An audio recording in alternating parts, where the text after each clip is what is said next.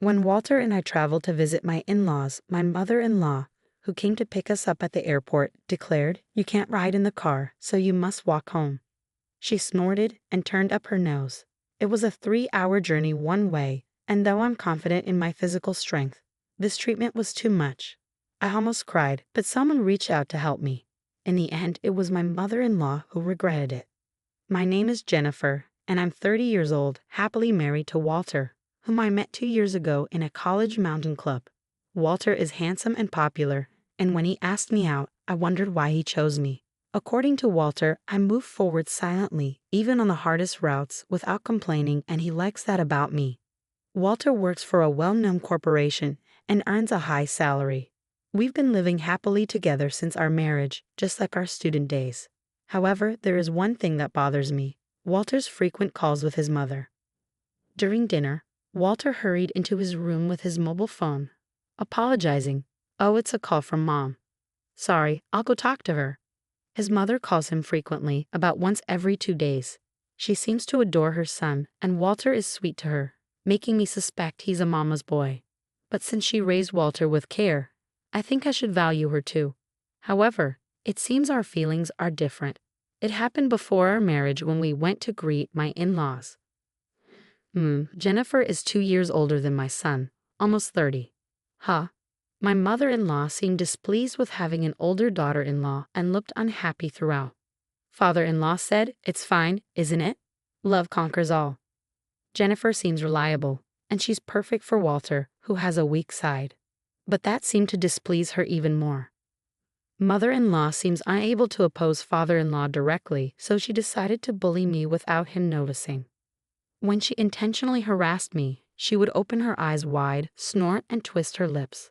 I had become like a zoologist, able to distinguish her expressions. "Oh, it's okay, I can eat it." I smiled and cut off the spoiled part of the dried fruit and ate it. I had learned survival skills in the mountain club. Eat what you can of the food. Father-in-law and Walter laughed, but I didn't miss her brief, sharp look and click of her tongue. There were other instances, like when she said, "Look, I went to Italy last week and bought souvenirs," and pulled out a high-quality branded tie for Walter. For me, it was a flimsy t-shirt with a fake-looking logo, obviously a knockoff brand. "Come on, try on the tie, Jennifer. You try on the shirt too," she insisted. At that moment, her face showed that familiar expression, and I realized it was another harassment. "Oh no, I can't wear a tie with casual clothes. I'm not up for it right now either." I forced a smile to keep the atmosphere light, but inside I was fed up. Afterward, I only used that t-shirt for things like weeding in the summer or as a joke to show my friends in photos. I really hate even looking at it. These harassments were subtle enough that only I would recognize them as such, and when I told Walter, he would just say, "Mom's a bit quirky, so forgive her." However, the malice I felt little by little gradually wore me down. The town where we live is about an hour's drive from my in-laws, and the fact that we could easily visit them if we wanted to was also a source of gloom. Then one day, Walter dropped the sudden news. "Jennifer, I'm sorry for the sudden news, but I've been transferred. It starts next month, so please prepare." Walter's sudden transfer was decided. Walter apologized, but secretly, I was relieved to have an excuse to distance ourselves from my in-laws. Plus, the new location was very close to my parents' home, so it felt like moving from away to home. "Got it, leave the preparations to me. I'll ask my family for help too," I said, happily proceeding with the preparations. Now I could finally get away from my mother-in-law's petty harassment. I was anxious about our new life, but 80% of my heart was occupied by the feeling of liberation from her. The move was completed, and I thought I could finally distance myself from her. But then, "Hello, Jennifer. Where have you been?" without answering the phone. "You're not neglecting my son while hanging out at your parents' house again, are you?" It was another call from her. I wanted to sigh heavily, but I held back and replied, "I'm sorry I couldn't answer the phone earlier. I was in line at the checkout. Walter might be tired in this unfamiliar environment, so I want to support him with nutritious meals." Mother-in-law's calls started coming every 2 days. Although we saw each other less, we talked more. Most of the time, it was my mother-in-law unilaterally making snide remarks. My son is sensitive, but I wonder if someone with as thick skin as Jennifer can understand him. My son's high school girlfriend was a delicate and fragile girl, but his taste has changed quite a bit, hasn't it? Saying only things that would make me uncomfortable. Does mother-in-law have no other outlet for her stress? I felt like I had become a trash can labeled stress outlet. What hurt the most were the snide comments about children. Jennifer, you're already 30, aren't you? What do you think about children? I wonder if you, being older than my son, can have a normal child. I was shocked that someone would say such a thing in this day and age, but since it was something I had been concerned about recently, tears flowed after I hung up the phone. What does mother-in-law think of me? Does she think I won't be hurt by whatever she says? After that, the calls kept coming frequently, but when I responded only with safe answers to avoid making waves. Perhaps she found it boring and not worth bullying, so the number of calls gradually decreased. I was truly relieved from the bottom of my heart. Then on New Year's Day the following year, my husband and I headed to my in-laws' house. They were going to pick us up from the airport. Hey Walter, Jennifer, long time no see. Father-in-law waved and greeted us. I was honestly dreading seeing my mother-in-law, but father-in-law's friendliness was a relief. Happy New Year, Mom and Dad, Walter exclaimed. Happy New Year to you both. I chimed in. Happy New Year. I'm glad you came, father-in-law replied warmly, but mother-in-law didn't even look at me. Perhaps she was angry about my cold response to her frequent calls. It was an awkward relationship, and I was thinking about how to get through this situation. You must be tired from the journey. Shall we take a break at the airport cafe? Father-in-law cheerfully suggested, seemingly unaware of the tense atmosphere between mother-in-law and me. Oh, that's a good idea. Wasn't there a cafe on the second floor? Walter responded cheerfully, and we moved to a cafe inside the airport. Should I drive back? Mother-in-law asked. No, I'm still an active driver, Walter replied.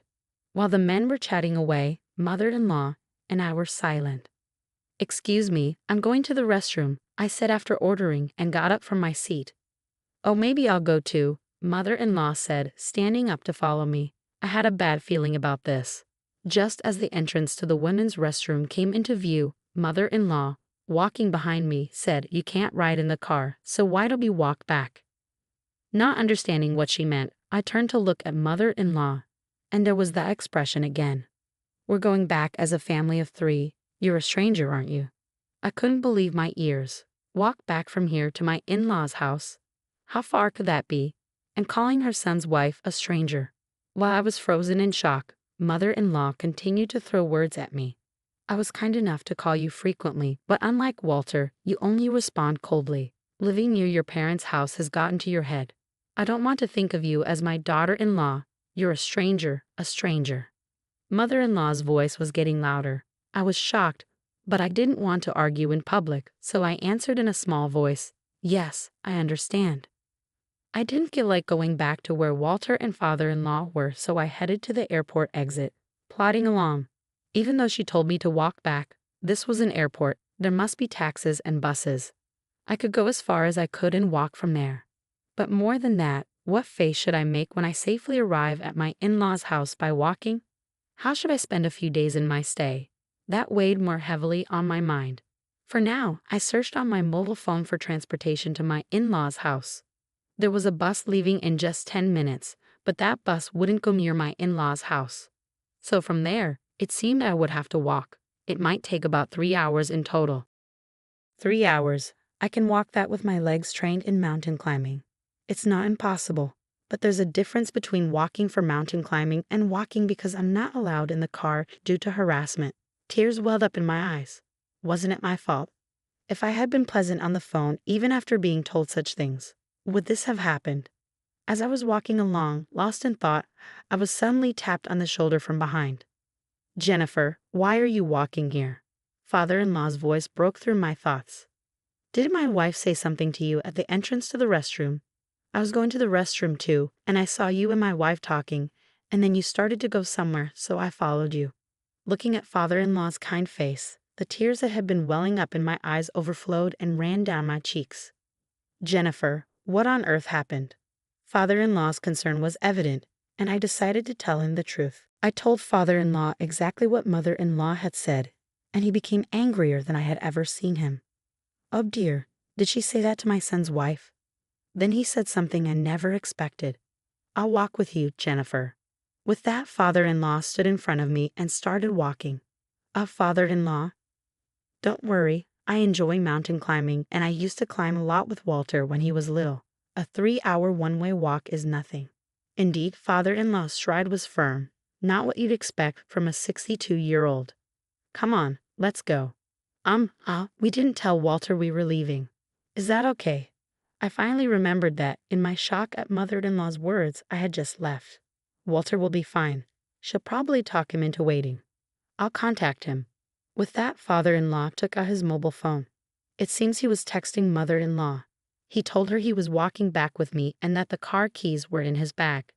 As we waited for the bus, father-in-law's mobile phone rang. Father-in-law answered, his voice filled with restrained anger. It must have been mother-in-law on the other end. "I heard what you said to Jennifer. If you're going to say that, I won't ride in the car either." I could hear mother-in-law's panicked voice shouting from the other end. "That's not it. She said she wanted to walk for exercise." How brazen. I was more dumbfounded than angry.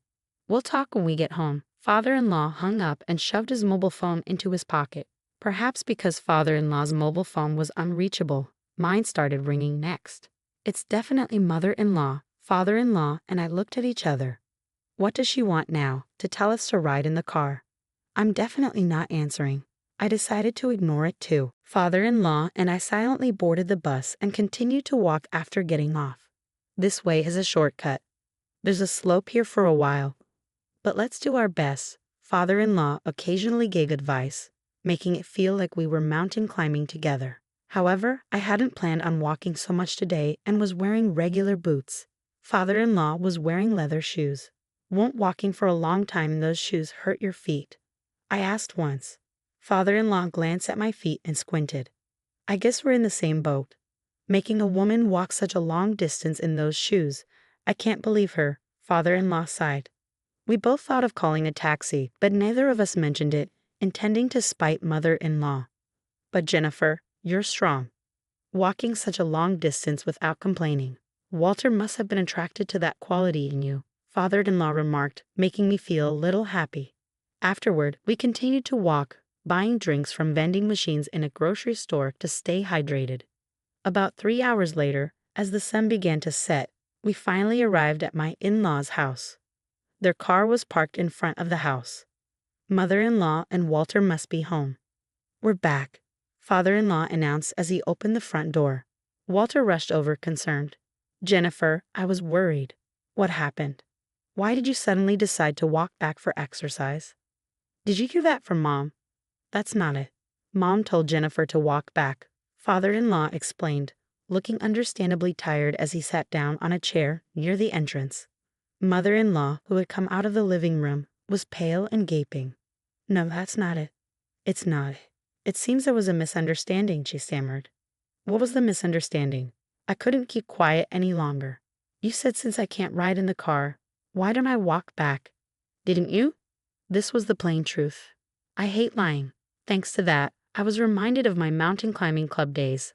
A 3-hour one-way walk was good exercise. Walter looked back at mother-in-law. He knew well that I'm not the type to lie. The eyes of father-in-law, Walter, and I were all on mother-in-law. What? You believe this woman over me? Throughout your family, this woman is a stranger, right? You believe a stranger over your family, mother-in-law screamed. So I was not allowed in the car because I'm a stranger, I said quietly. Mom, I can't believe you would say something like that. Jennifer is an important part of my family. I wanted you to feel the same way, Walter said, clenching his fist. His hand was trembling with anger. If you're going to treat Jennifer like this, I'm done with you, Mom. I won't answer your calls anymore. Don't contact Jennifer either. Walter took my hand and said, let's go. Walter, wait, mother-in-law pleaded, but Walter slammed the door and without looking back, took my hand and started walking. A year later. Hey Jennifer, Walter over here. You can see the view really well, father-in-law called out as we were mountain climbing together. Walter received a transfer order 6 months later, and we moved back to our previous home. After the incident at the New Year celebration, father-in-law decided to divorce and moved alone near our house. Climbing together on weekends had become a regular thing. Shall we have lunch here at the summit? Walter suggested eagerly, and we began preparing our meal. While working, father-in-law started talking. Mom went on a spending spree after the divorce. Even though the property division was done properly, it seems she's already in financial trouble. She might have been lonely. The divorce was tough with all the crying and screaming, father-in-law explained. Putting some distance between us now is probably best for both of us. She should expand her world too, otherwise she's the type to take out her stress on those close to her, he added. I listened silently to their conversation. I'll cherish my own world so I don't have to take out my stress on others, I resolved, looking at the view from the mountain with my precious family.